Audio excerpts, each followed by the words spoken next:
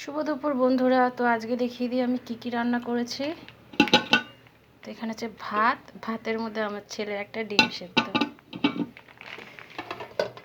এখানে আছে সবজি দিয়ে ডাল, এটা ছদ্দি বানিয়েছে, আর সাথে আলু ভাজা, এখানে আছে ব্যাট পাঁপড় ভাজা, এটা হলো লেবু, এটা হলো লাউ শাক চচ্চড়ি সর্ষে দিয়ে, এটা ছেলের মাছ রুই মাছ, ভীষণ রুই মাছ ভালোবাসে, এটা ওর পিসি দিয়েছে। আর এখানে হলো পোলট্রির ডিমের ঝোল। যেহেতু পোলট্রির ডিমের সাথে হাঁসের ডিম মিশে যাবে, তাই আমি আগের থেকে হাঁসের ডিমটা ভেজে এই যে একটু ঝোল দিয়ে সরিয়ে রেখেছি। আর আজকে জানো আমাকে ডবল খাটতে হয়েছে।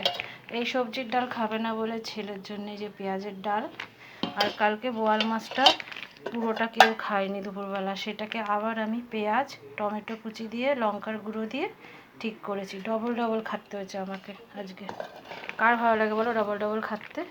তো ঠিক আছে বন্ধুরা, আজকে এখানে ভিডিওটা রাখছি, তোমরা খেয়ে নাও, আমিও খাই, টাটা।